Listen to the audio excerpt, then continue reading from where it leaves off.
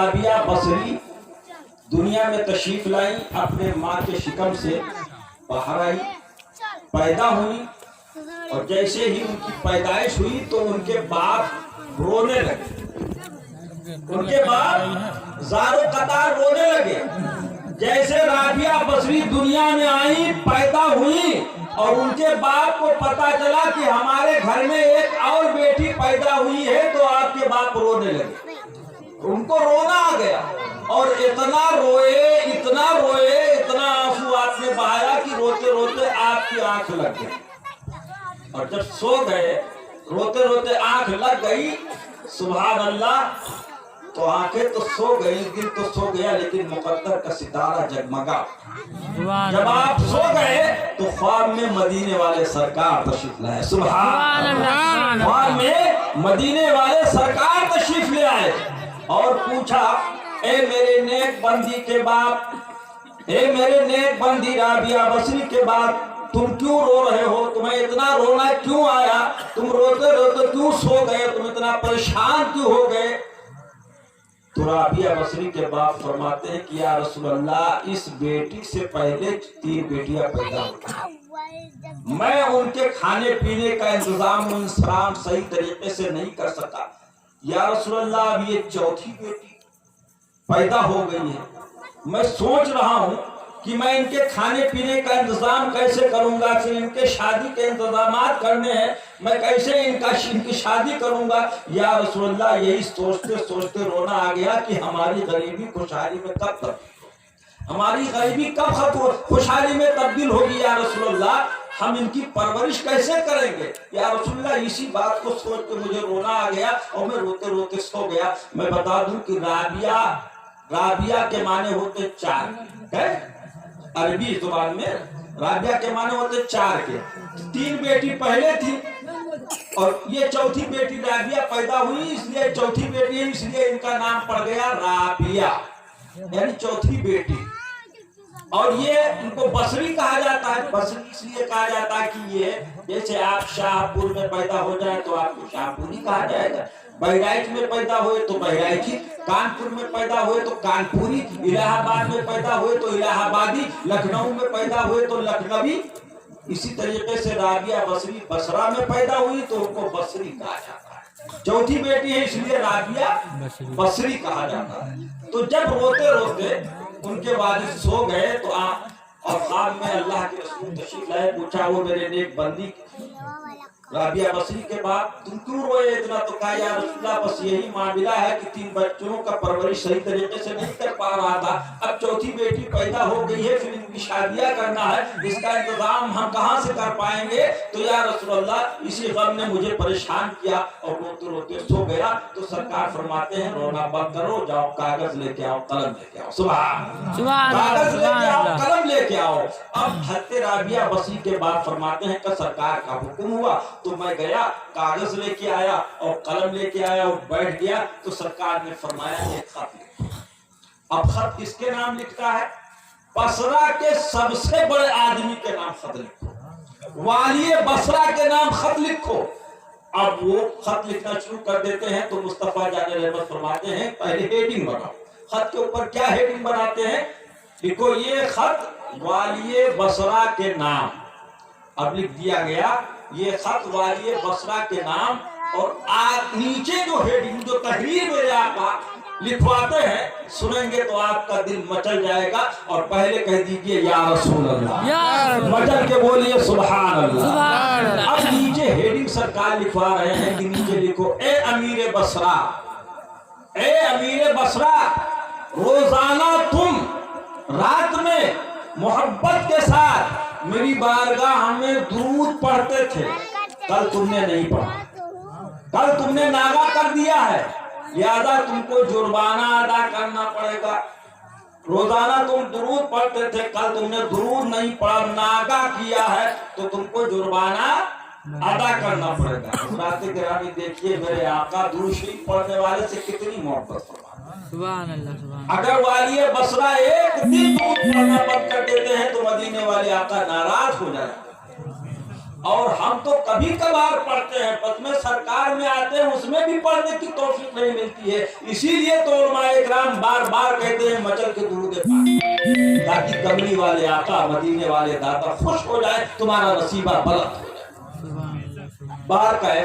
اب ہیڈنگ میرے آقا لکھوا رہے ہیں، لکھیے یہ خط والی بصرہ کے نام، اور نیچے لکھاتے ہیں اے والی بصرہ روزانہ تم میری بارگاہ میں محبت کے ساتھ درود پڑھتے تھے، کل تم نے ناغہ کر دیا، کل نہیں پڑھا تو اس لیے جرمانہ ادا کرنا پڑے گا، پلانٹی بھرنا پڑے گا، اور اس کی پلانٹی کیا ہوگی، جرمانہ کی رقم کیا ہوگی؟ سرکار فرماتے ہیں لکھ دو چاندی کے 400 سکے، چاندی کے 400 سکے، یہ تمہارے اوپر جرمانہ کیا جاتا ہے۔ حضرات گرامی خط مکمل ہو جاتا ہے، حضرت رابعہ بصری کے بعد اپنے تکیے کے نیچے جو ہے اس کو رکھتے ہیں اور سو جاتے ہیں، خواب میں ہے، اور سرکار تشریف لے جاتے ہیں، صبح ہوتی ہے، اور جب آپ نماز فجر ادا کر کے آتے ہیں تو وہ خواب کا خیال آتا ہے کہ رات میں میں نے اللہ کے رسول کو دیکھا، مدینے والے سرکار کو دیکھا، خواب میں لائے، حضور نے مجھے تسلی دی اور ایک خط بھی لکھوایا تھا، تو کیا یہ خواب حقیقت میں ہے؟ لیکن ایمان کی دولت ان کے پاس تھی، انہوں نے کہا یہ خواب بالکل سچا ہے، اس لیے کہ میرے نبی کے شکل میں شیطان کبھی آئی نہیں، اگر میں نے نبی کی زیارت کی ہے، میرے آقا نے خط لکھوایا ہے تو مصطفیٰ جان رحمت ہی ہے، اور جب انہوں نے تکیہ اٹھایا تو واقعی رات کا لکھا ہوا خط وہاں موجود۔ سبحان اللہ، اب اس خط کو لیتے ہیں، اور سرکار نے فرمایا تھا یہ خط لے جا کے والی بصرہ کو دے دیں۔ رابعہ بصری کے بعد اس خط کو لیتے ہیں اور بھاگتے ہوئے والی بصرہ کے محل کے پاس پہنچتے ہیں۔ جب وہاں آپ پہنچتے ہیں تو دیکھا کہ پہرے داروں کے گھیرے میں ان کا محل ہے، بہت سے وہاں پہرے دار کھڑے ہوئے ہیں، ان پہرے داروں میں سے ایک پہرے دار کو رابعہ بصری کے باپ بلاتے ہیں اور فرماتے ہیں کہ اے پہرے دار میرے پاس ایک خط ہے، میں اس کو تیرے مالک تک پہنچانا چاہتا ہوں، کیا یہ میرا خط تو اپنے مالک تک پہنچا سکتا ہے؟ اس نے کہا آپ کا حکم سر آنکھوں کے اوپر، میں آپ کا خط اپنے مالک کے محل تک پہنچا دیتا ہوں۔ پہرے دار نے خط کو لیا اور اندر لے جا کے والی بصرہ کے حوالے،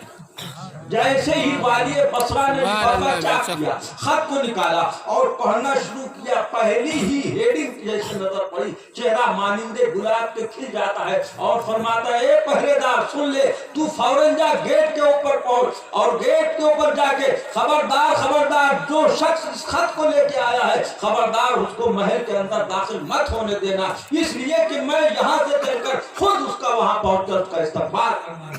حضرات گرامی امیر بصرہ اٹھتا ہے اور پہنچ جاتا ہے اور محل کے دروازے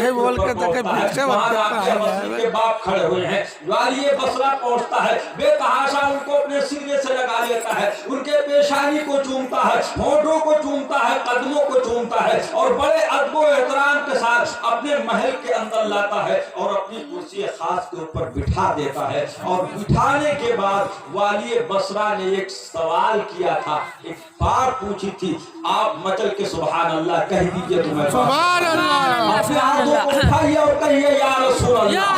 اب وہ سوال سنیے، کون سا سوال والی بصرہ پوچھتے ہیں رابعہ بصری کے باپ سے، اور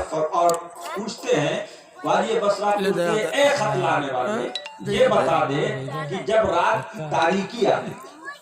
پورا شہر بصرہ کے لوگ سو جایا کرتے تھے، ہمارے غلام سو جاتے تھے،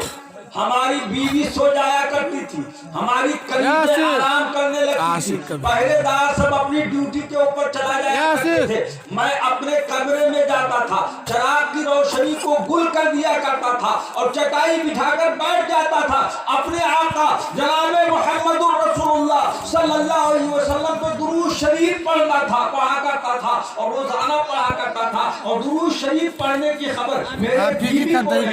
میرے کنیزوں کو نہیں تھا، میرے غلاموں کو نہیں تھا، میرے اولادوں کو نہیں تھا، میرے پہریداروں کو نہیں تھا، تم کو کس نے بتا دیا کہ میں راز شریف میں درود شریف پڑھتا ہوں؟ تم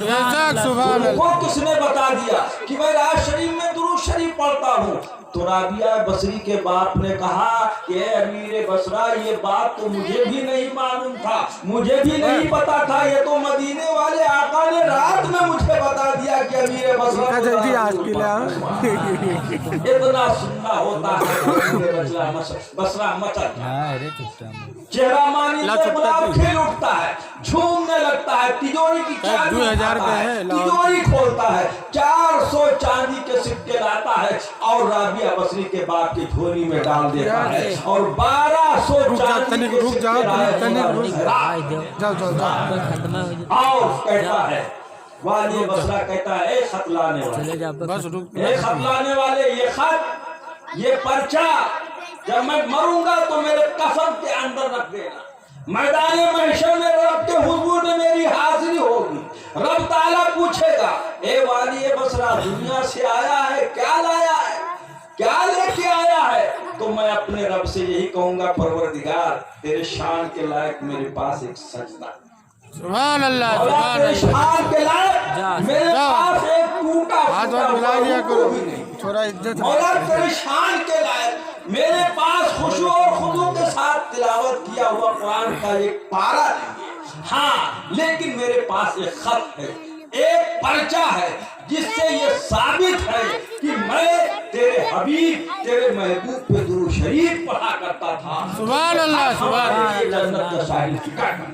जन्नत का परवाना बन जाएगा। मैं आपसे अर्ज ये करना चाहता हूँ, बताना ये चाहता हूँ कि कई सालों से आप अपने आका जनाबे मुहम्मदुर रसूलुल्लाह सल्लल्लाहु अलैहि वसल्लम के की नूरानी बज़्म को सजा रहे हैं और इस सरजमीन पर, इस धरती पर बैठकर अपने आका पे न जाने कितने बार आपने दुरूद पाक पढ़ा है, रब की तस्बीह पढ़ी है, सुभान अल्लाह माशाअल्लाह अल्हम्दुलिल्लाह का विर्द किया है। उस वक्त उस दौर में वाली बसरा ने उस खत को अपना सर्टिफिकेट बनाया था, जन्नत का टिकट बनाया था, जन्नत का परवाना बनाया था, अपना गवाह बनाया था। हम शाहपुर की इस धरती को अपना गवाह बनाते हैं और ये धरती और ये जमीन और इस गांव की दीवारें, ये बुजुर्गों की आंखें, आने वाले उलमाए किराम के बयानात और उनके कलिमात, उनके आंखें सब हमारे हक में गवाही देंगी कि ये गुनहगार भली है लेकिन रब के परवरदिगार तेरे महबूब के चाहने वाले हैं, तेरे महबूब की बज़्म सजाने वाले हैं, तेरे महबूब का ईद मिलादुन नबी बनाने वाले हैं, तेरे नबी पे दुरूद और सलाम पढ़ने वाले हैं। इंशाअल्लाह इन उलमाए किराम की गवाही, ये दरो दीवार की गवाही, ये जमीन की गवाही इंशाअल्लाह रब के बारगाह में मकबूल होगी और हम गुनहगार होंगे तो हमारी और आपकी नजात। सुभान अल्लाह। इसलिए प्यारे दीनी भाइयों, मैं अक्सर कहा करता हूँ कि जब भी अपने आका के बज़्म में आया करो प्यारे, झूम झूम कर दुरूद पाक पढ़ा करो ताकि ये जमीन आपके हक में गवाही दे, ये दरो दीवार और उलमाए किराम आपके हक में गवाही दे। मचल के दुरूद पाक पढ़ लीजिए। अल्लाहुम्मा सल्ली अला सय्यदिना व शफीना मौलाना सल्लल्लाहु अलैहि या रसूलल्लाह सल्लल्लाहु तआला अलैहि वसल्लम। अरब की सरजमीन पर ऐसी कुछ रातें होती है, अरब की सरजमी पर ऐसी कुछ रातें भी होती हैं, मदीना और जन्नत की मुलाकातें भी होती है। मेरे सरकार का दीवाना है, पागल नहीं कहना, मियां इसकी मदीने वाले से बातें भी होती हैं, मियां इसकी मदीने वाले से बातें भी होती है। इन्हीं इशारों के छांव में बिला ताक़ीद आपके बज़्म में मोहब्बत में उस अज़ीम शान लहजे को आवाज देने जा रहा हूँ मैं शायर इस्लाम मदार रसूल बुलबुल बाग़ मदीना से गुजारिश करता हूँ आप माइक पे तशरीफ लाइए, नाते रसूल करीम सल्लल्लाहु अलैहि वसल्लम के रूप पेश कीजिए।